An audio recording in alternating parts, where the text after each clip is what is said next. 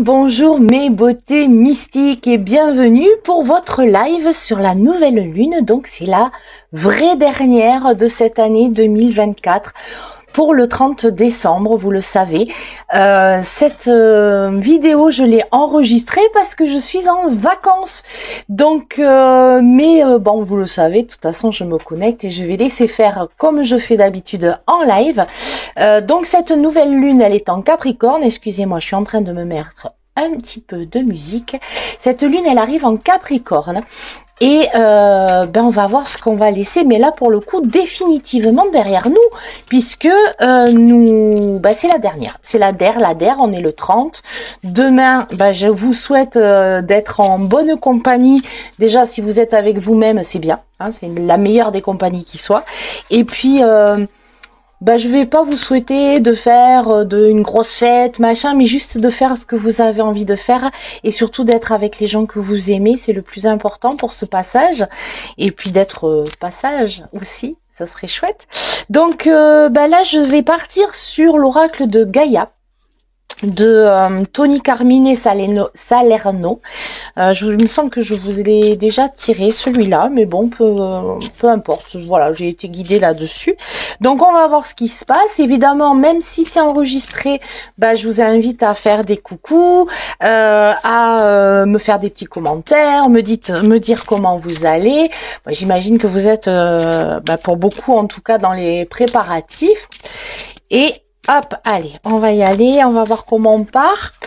Ouais, on va partir comme ça, on va voir, hop, hop. Ah, bon, celle-là, elle accroche. Ah, l'amour éternel. C'est plutôt pas mal pour commencer. L'amour éternel. De la joie, de l'harmonie, de la complétude. Peut-être que c'est ça qu'il faut viser justement pour cette nouvelle lune. Laisser tout ce qui nous empêche vraiment de vivre l'amour. Laisser derrière nous tout ce qui n'est pas amour.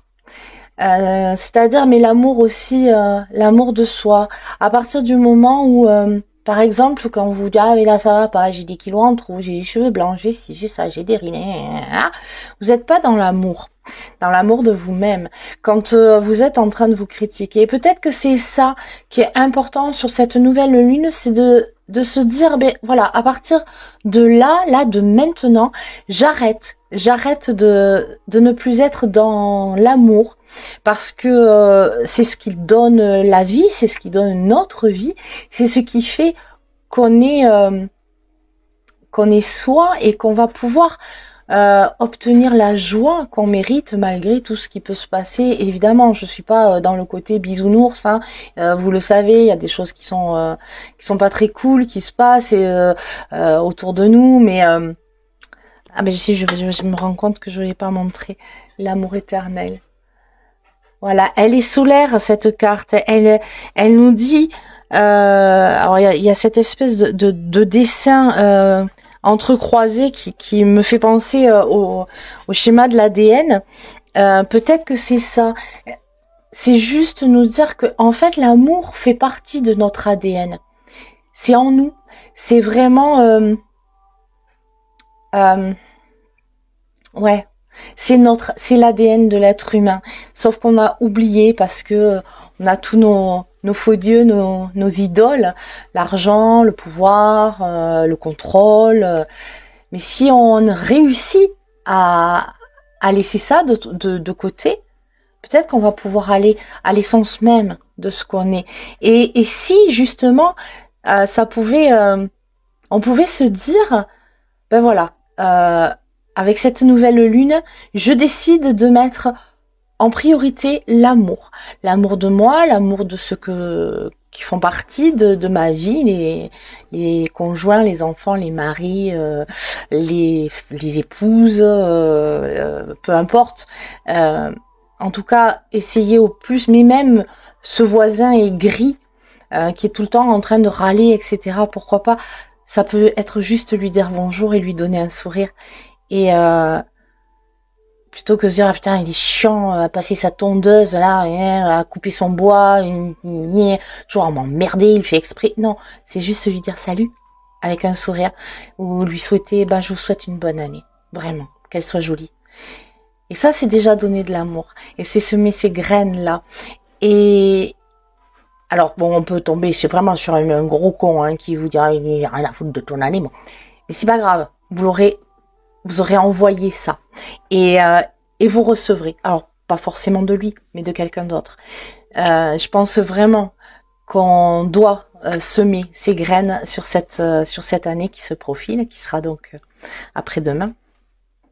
Vous avez vu, hein, je regarde beaucoup la télé. Cette nouvelle année, voilà, c'est ça. Cette nouvelle lune, ça serait bien de, alors pas les intentions qu'on met au 1er janvier, qu'on tient jusqu'au 2, mais c'est des intentions jolies, voilà, de poser. Et si j'allais dans la recherche de la joie et de l'harmonie et arriver à être complète pour aller bien. Promis, je me drogue pas. Tout ça, c'est naturel. Il y a les plantes du grimoire, hein, quelquefois. Alors, celle-là, là, est-ce que c'est celle-là qui a accroché? Non.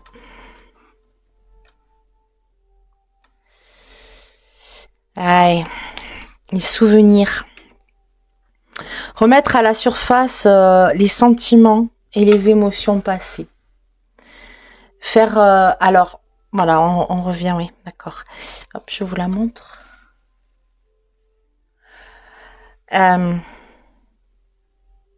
Ces émotions, on a passé de nombreuses années à mettre plein de choses dessus. C'est marrant parce que ça tombe là où moi je suis aussi à fond en train d'essayer de me reconnecter à mes émotions et à ces émotions passées que j'ai pas laissé sortir. Et là, on nous demande vraiment de les laisser sortir, peu importe l'émotion. Je vous l'ai souvent répété, hein, il n'y a aucune émotion qui soit mauvaise. Ce qui est mauvais, c'est le comportement qu'on va adopter par rapport à ça. Peut-être qu'il est temps, justement, de se reconnecter à nos émotions.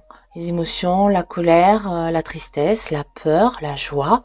Il y en a plein. Elles me reviennent pas comme ça. Mais en tout cas, se reconnecter à elles, les accueillir, les accepter, leur dire « je te reconnais, je t'accepte » et essayer de savoir pourquoi elles sont là encore. Quelquefois, on peut avoir des espèces de fulgurances de colère sur quelque chose qui ne le mérite pas. On se dit vraiment pourquoi je suis en colère. Mais peut-être que cette colère, elle est là depuis de nombreuses années. Mais on nous a dit, il faut pas être en colère, il faut pas faire ci, il faut être... Puis surtout, là, ces dernières années, avec l'explosion, et c'est très bien, hein, du bien-être, de l'éveil, etc., on vous dit, ah, il faut pas se laisser submerger, la colère, c'est pas bien. Je parle de la colère, c'est quand même étonnant. Vous le savez, je suis quand même quelqu'un qui peut être très en colère. Et, ben si, c'est bien. Mais si, c'est bien, parce qu'à un moment donné, par exemple, cette colère-là, elle nous a permis de rester en vie. Elle nous a permis de survivre à quelque chose qui était important et qui aurait pu nous terrasser. Sauf que ben, cette colère, elle a été là, elle nous a protégés. Maintenant, il est peut-être temps d'arrêter de la nourrir ou en tout cas de lui faire fermer sa bouche. Parce qu'à un moment, elle va exploser, mais pour rien. Vous allez être capable de supporter plein de trucs, et puis d'un coup, un autre gamin qui va dire, ben non. Ah, et là, blam, ça part, c'est n'importe quoi. Puis évidemment, c'est disproportionné, le môme, il comprend rien, vous non plus, parce que c'est pas du tout le nom du petit qui vous a mis en colère. C'est ce que ça a réveillé en vous et qui a réveillé votre colère.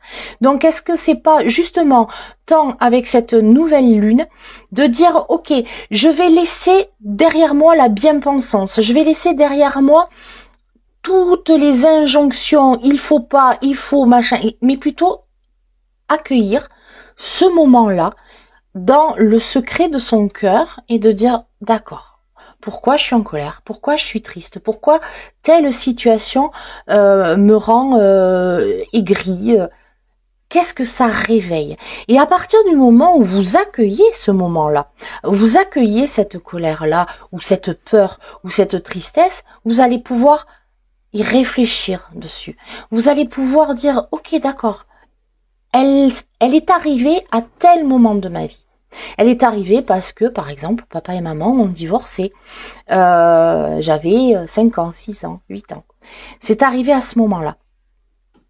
Mais aujourd'hui, j'ai 40, 30, 50, 60, 70. Papa et maman sont peut-être plus là. Je vais aller me reconnecter à cet enfant de 6 ans, de 8 ans, qui a pas supporté ça, qui a été en colère et qui s'est senti abandonné. Parce que cette colère-là, elle m'a sauvée, mais elle m'a usée pour plein de choses.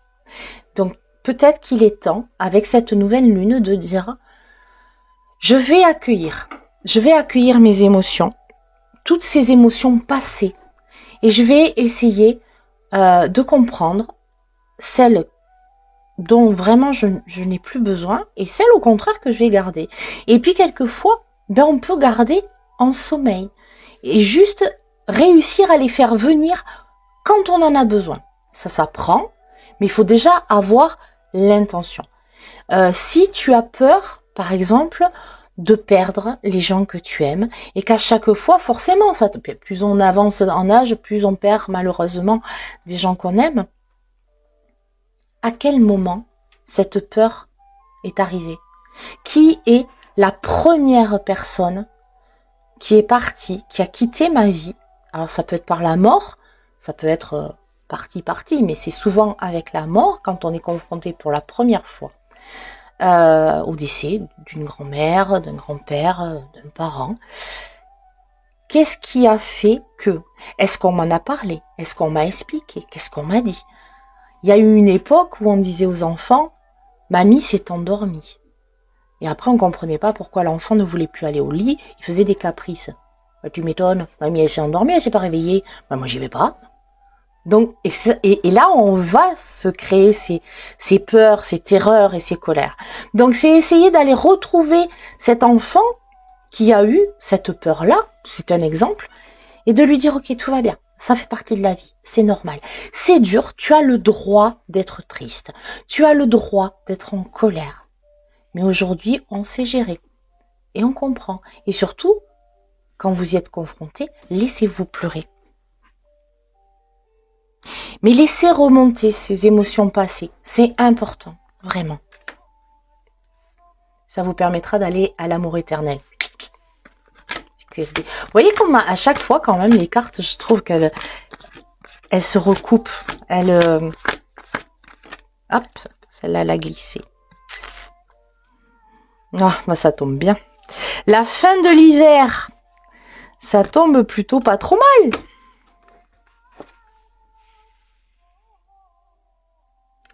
La fin de l'hiver. Régénération, renaissance.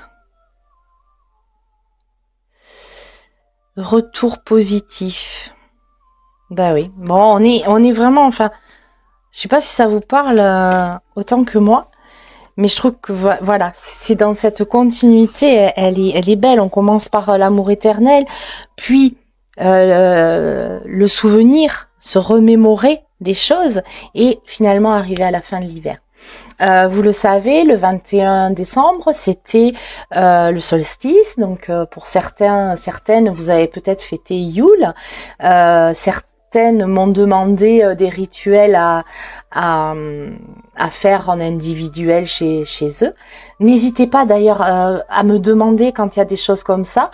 C'est une participation libre. Hein. Moi, je fais un travail, mais après, vous me donnez ce que vous voulez vraiment. Et bien sûr, quand je vous prépare des rituels, vous pouvez les interpréter, les mettre à votre sauce, etc. Bon, moi, j'ai fait un rituel normalement. Hein, parce que là, c'est enregistré, donc c'est pas encore le 21, mais ça, c'est pas grave.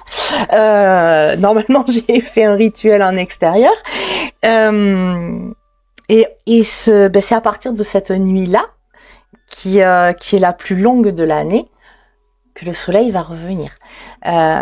Yule, c'est justement quand la déesse Frigg met au monde, enfin remet au monde le dieu soleil, donc on va revenir vers quelque chose de joyeux, de chaud, de lumineux. Et donc là, on arrive à la fin de l'hiver. Je vous l'avais dit, cette fin d'année a été compliquée pour beaucoup d'entre vous, d'entre nous même. Enfin, moi, je trouve que je m'en sors pas trop mal. Enfin, quoi que c'est pas fini. Mais on a été confrontés à nos plus grandes peurs. On a été confrontés à des choses très difficiles, tant sur le plan mondial, national et individuel, quelquefois familial. Il y a eu des destructions, il y a eu des pertes, il y a eu des choses très douloureuses. C'est vrai que je vous avais un peu préparé, pour vous qui me suivez depuis longtemps, depuis le début d'année, hein, je vous avais dit attention, ça va être chaud quoi. 2024, ça va être chaud. Et je vous répète aussi que 2025, on repart à neuf, et je trouve que cette carte, elle y va bien. On est sur la fin de l'hiver. Alors, je vous dis pas que 2025, ça va être popélope, hein. Pas du tout. C'est pas du tout ça. On va encore prendre des trucs un peu chers. Mais par contre, tout le travail que vous avez fait avec moi ou individuellement sur 2024, ça va vraiment payer en 2025. Ça va vous permettre de prendre un certain recul sur tout ce qui va se passer. Par contre, évidemment, ceux qui ont pas bossé en disant que ça va quoi, tout va bien, ça a toujours été comme ça a toujours été la merde, hein, eux ils vont morfler, ils vont prendre cher, c'est évident. Mais on sera là avec notre amour, on sera là pour leur prendre la main, pour leur prêter une épaule. Mais on est sur cette fin de cycle. Alors 2025, voilà, ça va être vraiment la fin du cycle, puisque cette année numérologique 9, ok, on part à 9, mais parce que on va préparer le nouveau cycle de 10 ans hein, qui va commencer en 2026. Vous savez, ça part comme ça. Hein. Donc 2026, année 1. Donc là, vraiment, je vous invite à poser là, sur cette nouvelle lune, des graines pour qu'on puisse vraiment les arroser en 2025, y mettre du terreau, y mettre de l'engrais naturel, voilà, faire notre compost de belles choses pour essayer de créer ce nouveau monde qu'on essaie de faire. On peut avoir une renaissance, voilà, on peut vraiment renaître à soi-même. Renaître à soi-même, ça va être vraiment de prendre cette décision d'être dans notre alignement et de pas essayer de convaincre qui que ce soit qu'on a raison, qu'on a la vérité absolue, tout ça. Non. Juste être le plus aligné, la plus alignée possible avec notre nature originelle. Je vous en parle aussi assez souvent, mais c'est vraiment un mot qui revient, notre nature originelle, cette nature qu'on avait quand on est arrivé au monde et où on était finalement entre 2 et 5 kilos d'amour qu'on donnait et qu'on recevait. Voilà. Et c'est vraiment arriver à retrouver ça et avoir une attitude positive. Alors ça veut pas l'attitude positive, ça veut pas dire toujours être bah non, tout va bien, je vais bien, tout va bien, c'est pas ça. Mais c'est essayer de voir, enfin voilà, de changer le point de vue. Ok, là c'est une situation qui est super compliquée, machin, mais plutôt que d'y rentrer là, la tête la première, comme une mule, et puis se faire mal, je me pose, j'analyse. Qu'est-ce que cette situation m'a appris? Qu'est-ce que j'apprends de ça? Qu'est-ce que j'apprends de la situation et qu'est-ce que ça m'apprend sur moi-même? Mettons, je sais pas, vous avez une phobie sur les papiers administratifs. Badaboum, vous recevez plein de trucs à faire. De toute façon, l'administration, c'est tous des cons. Blablabla. Moralité, le truc, il reste sur la table. On met des trucs par-dessus, on oublie. 3 semaines après, on reçoit une lettre de relance. Enfin bon. Connaissez le système. Là, c'est de dire, ok, là, je me dégage, je prends du recul. Est-ce que à un moment, bah, j'ai procrastiné, j'ai merdé, et du coup, voilà, ok, d'accord, j'y suis pour quelque chose. J'ai combien de temps pour répondre? Ok, et je me mets une alerte sur mon téléphone. Je le fais pas à vif, je le fais pas à chaud. Je me dis demain, après-demain. Par contre, je mets une alerte sur mon téléphone, sur mon agenda, peu importe. Un nœud au mouchoir. Et là, je le fais. Qu'est-ce que ça va m'apprendre si j'ai cette attitude-là par rapport à d'habitude où je rentre comme une bourrine dans le truc, en gueulant comme un veau et en faisant n'importe quoi. Ça va m'apprendre que 1, je peux être organisée. 2, j'ai ma part de responsabilité sur ce qui se passe. 3, je peux devenir une grande et vraiment faire les choses correctement. Excusez-moi, les portes s'ouvrent toutes seules chez moi. C'est normal pour ceux qui connaissent la maison, c'est normal. Donc voilà, c'est d'arriver à ça. Donc vraiment être sur une renaissance. On revient, on arrive à nouveau. Je me reconnecte à ce que je suis, la meilleure version de moi-même, c'est-à-dire celle qui n'a pas reçu des injonctions, des saloperies, qui en a pas dit, des méchancetés, etc. Juste être moi. Et être moi, et accepter d'être moi, c'est me donner un amour éternel.